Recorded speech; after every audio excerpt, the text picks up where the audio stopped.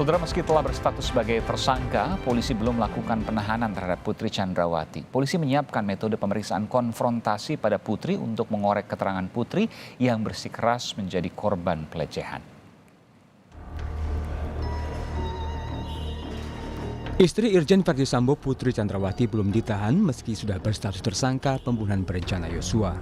Tim Sus Polri menghentikan pemeriksaan setelah Putri dicecar selama 12 jam Jumat lalu. Putri tetap mengakui dirinya sebagai korban pelecehan seksual meski Polri telah menghentikan laporan dugaan pelecehan seksual dengan terlapor Brigadir Yosua. Juga sudah menjawab seluruh pertanyaan yang telah diajukan oleh penyidik dalam BAP-nya, ya.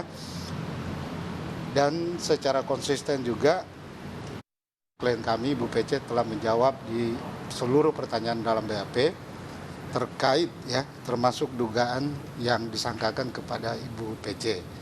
Peran Ibu PC sebagaimana yang disangkakan kepada klien kami, ya. Berdasarkan klien kami dalam BAP tersebut, dugaan tersebut tidaklah akurat dan telah dijelaskan klien kami secara konstruktif kepada penyidik. Ibu PC juga menjelaskan dalam pemeriksaan bahwa beliau adalah korban tindakan asusila atau kekerasan seksual dalam perkara ini. Namun kesaksian Putri Chandrawati akan kembali diuji saat istri Sambo tersebut dikonfrontasi bersama 3 tersangka lainnya Rabu 30 Agustus 2022. Untuk pemeriksaan saudari PC pada malam hari ini dihentikan dulu, ya, karena sudah larut malam dan mengingat juga menjaga kondisi kesehatan yang bersangkutan. Dan pemeriksaan ini masih akan dilanjutkan.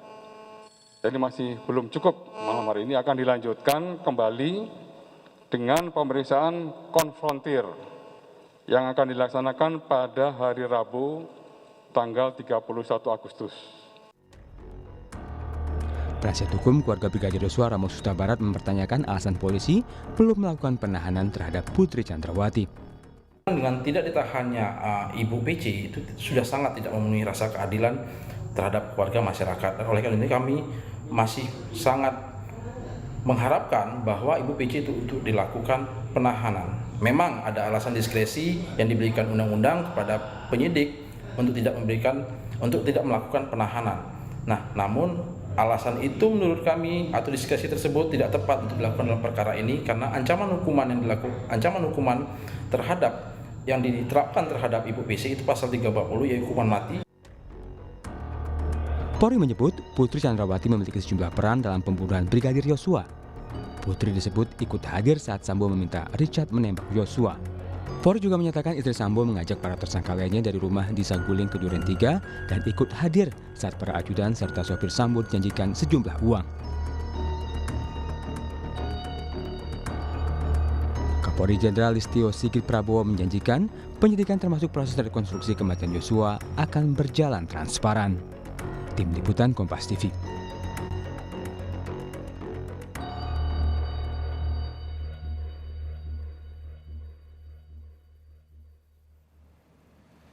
Iya, besok saudara akan digelar rekonstruksi kasus pembunuhan Brigadir Yosua di kawasan Duren 3, yakni tempat kejadian perkara di rumah dinas Irjen Verdi Sambo. Dan bagaimana kemudian kejadian sesungguhnya besok akan terungkap jelas lewat rekonstruksi, itu harapannya. Sebelum dan setelah menjadi tersangka, saudara, istri Verdi Sambo, Putri Chandrawati, tetap mengakui dirinya sebagai korban pelecehan. Tim Sus Polri pun menyiapkan strategi konfrontasi Putri Chandrawati dengan para tersangka lainnya dalam pemeriksaan Rabu nanti. Bagaimana menganalisis sikap istri sang jenderal dalam kasus penyidikan pembunuhan berencana Yosua? Kami akan bahas bersama pakar psikolog forensik Reza Indragiri Amril. Selamat malam, Bung Reza, sehat selalu.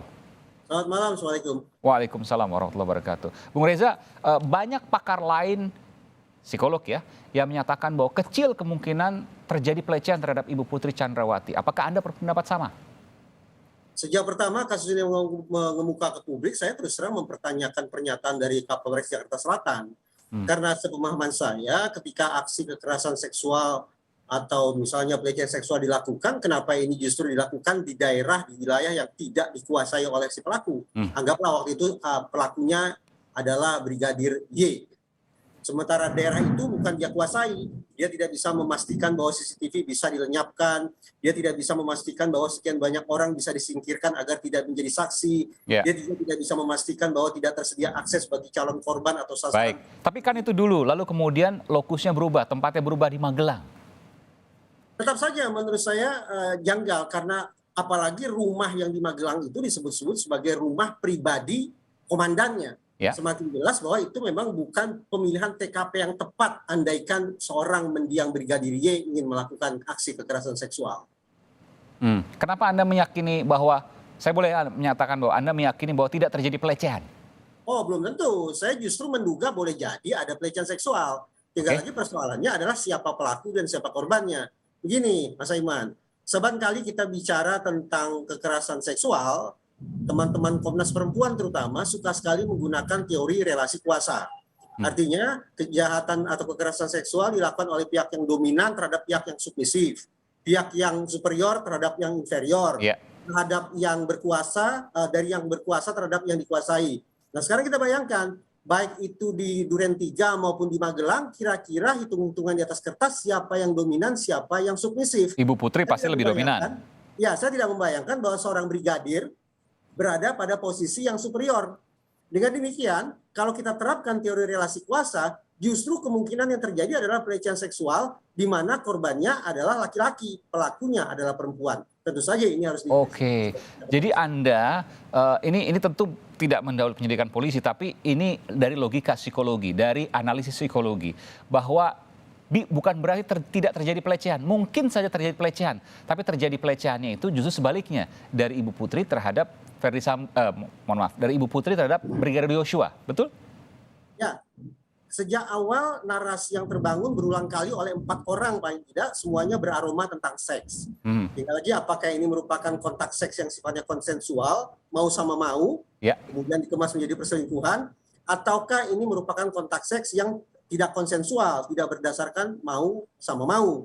Nah kalau kita anggap ini sebagai kontak seksual yang non konsensual, misalnya pelecehan seksual, maka secara objektif kita harus membuka 2 kemungkinan. Apakah perempuan sebagai pelaku dan juga sebagai korban, demikian pula apakah laki-laki akan berposisi sebagai korban atau pelaku. Kita tidak akan a priori menggunakan teori relasi kuasa untuk serta-merta mengatakan bahwa pelaku pasti berjenis kelamin laki-laki dan perempuan pastilah korbannya.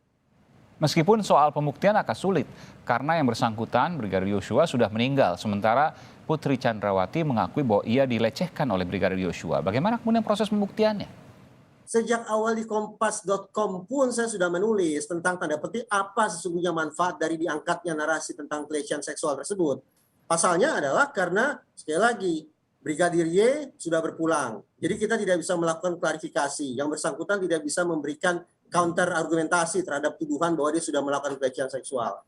Demikian pula terhadap PC, karena laporannya sudah di SP3, maka tidak ada manfaat yang dia bisa peroleh dari narasi pelecehan seksual tersebut. Konkretnya, korban kekerasan seksual semestinya mendapatkan restitusi dan kompensasi. Tapi kalau kemudian laporan tentang kekerasan seksual itu sudah di SP3, padahal yang bersangkutan sudah kadung dinarasikan menjadi korban, betapapun yang bersangkutan mungkin bukan korban, tapi tetap tidak ada manfaat baik itu restitusi maupun kompensasi yang akan dia peroleh dari narasi pelecehan seksual tersebut. Ya, jadi bagaimana untuk membuktikannya? Tentu ini bicara soal pembuktian secara hukum, tapi secara psikologi kan susah kalau memang mengandalkan hanya psikologi, sementara fakta hukumnya berbeda misalnya. Beruntungnya adalah majelis hakim ketika membuat putusan akan mengatakan kalimatnya kurang lebih adalah sah dan meyakinkan. Oke. Sah berarti menggunakan parameter objektif, pembuktian, keterangan dari para saksi. Sementara meyakinkan adalah berdasarkan logika dan juga intuisi hakim. Nah, apa yang kita diskusikan saat ini barangkali tidak cukup untuk memberikan sesuatu yang atau penegasan yang sifatnya sah gitu ya. Tapi dari sisi meyakinkan, dari perspektif keilmuan, saya pikir tersedia dasar bagi majelis hakim untuk punya pemikiran dan juga punya intuisi bahwa pelecehan seksual itu tidak terjadi. Oke, jadi memang hati-hati betul. Kalau tadi saya sebelumnya berbincang soal dakwaan nanti yang diajukan hati-hati betul. Karena ketika misalnya dikatakan dilecehkan sebagai motif dan lain sebagainya, tapi kemudian yang terjadi sebaliknya, maka ini akan bermasalah dalam proses persidangan. Tepat. Kompleksitas semacam itu yang sejauh ini memang harus diantisipasi oleh pihak kepolisian. Nah, saya sungguh-sungguh berharap bahwa proses rekonstruksi besok akan berbuah manis. Kenapa? Karena penyusunan BAP hampir bisa dipastikan sepenuhnya mengandalkan daya ingat manusia, daya ingat si terperiksa, termasuk daya ingat PC. Nah, psikologi berpandangan bahwa daya ingat manusia rentan sekali untuk mengalami fragmentasi, terpecah belah, dan rentan untuk juga mengalami distorsi, belok kanan, belok kiri. Nah, dengan adanya rekonstruksi di TKP, apalagi kemudian dikonfrontasi dengan sesama tersangka atau dengan saksi-saksi lain, maka diharapkan ini akan bisa mengoreksi atau mungkin juga mengkonfirmasi ingatan-ingatan yang sudah disampaikan pada saat penyusunan BAP. Meskipun dalam rekonstruksi besok tidak menyinggung soal motif sama sekali, karena ini kan proses dalam tanda kutip ya, eksekusinya. Saya berulang kali diskusikan di kompas.com bahwa masyarakat bergairah bicara tentang motif karena barangkali terpengaruh oleh film Hollywood ya. Psikologi juga sangat terobsesi dengan pertanyaan tentang mengapa gitu. Tetapi sesungguhnya motif tidak terlalu bermanfaat betul. Dalam pengertian berlanjut ataupun berhentinya proses hukum sama sekali tidak ditentukan apakah motif itu terungkap atau tidak terungkap. Jadi yang penting adalah perilakunya. Misalnya kalau 340, kata kuncinya adalah bagaimana otoritas hukum bisa membuktikan perencanaannya. Atas apapun motifnya, tapi berencananya itu yang harus bisa dibuktikan, diyakinkan kepada majelis hakim. Oke, jadi bahwa siapa yang dilecehkan kepada siapa itu tidak penting lagi sekarang karena proses perilakunya yang kemudian akan diajukan ke pengadilan. Saya memilih untuk berpegang pada keputusan Polri yang sudah meng-SP3-kan laporan PC tentang dugaan pelecehan seksual. Jadi sekarang hanya ada satu persoalan, yaitu tentang pembunuhan berencana. Baik, jelas sekali. Aspek itulah harus kita dalami. Baik, jadi pembunuhan berencana, fokus di sana. Soal ada pelecehan, siapa melecehkan siapa, itu tidak lagi menjadi penting karena ada proses pembunuhan berencana yang dilakukan dan itu akan dibuktikan dan diputuskan di pengadilan. Itu yang kemudian tidak boleh salah dalam dakwaan. Begitu ya, Bung? Mas Aiman. Baik. Kemudian pada kata berencananya itu, yaitu target, insentif, resiko, dan sumber daya. Target, resiko, sumber daya, dan insentif. Insentif itu yang dari sudut pandang psikologi forensik harus bisa dibuktikan bahwa suatu perbuatan dalam ini pembunuhan berencana adalah sungguh-sungguh terjadi kalau baik itu mastermind maupun pelaku, maksudnya eksekutor, tahu persis tentang 4 hal tersebut. Adanya target, adanya insentif, adanya instrumen yang akan dipakai, dan adanya resiko yang harus mereka hindari. Oke, kalau target jelas siapa yang mau dibunuh, begitu ya? Target harus jelas siapa orangnya, tidak boleh meleset, tidak boleh gagal operasinya. Jadi kalau misalnya target memang sejak awal ingin dihabisi, maka sudah jelas target betul-betul akhirnya harus dihabisi. Itu target. Kalau insentif adalah manfaat. Nah kalau manfaat memang ini bicara tentang semata-mata melampiaskan amarah atau tujuannya instrumental, misalnya untuk menutupi kejahatan lain. Instrumen harus dipastikan tersedia sesuai dengan misi kejahatannya. Kalau misinya adalah untuk menghabisi nyawa orang, tentu tidak tepat menggunakan jarum pentul gitu ya, tapi harus menggunakan misalnya senjata api. Sementara resiko, pelaku kejahatan semakin dia profesional, pasti dia akan semakin memperhitungkan resiko. Dia harus membangun alibi, dia harus menyusun skenario, dia harus menggunakan barang bukti, dan seterusnya. Baik. Jelas sekali apa yang disampaikan oleh Bung Reza Indragiri Amril, psikolog forensik. Terima kasih telah memberikan informasi yang komprehensif di Sapa Indonesia Malam. Terima kasih Bung Reza, selamat malam, sehat selalu. Terima kasih, Assalamualaikum. Waalaikumsalam warahmatullahi wabarakatuh.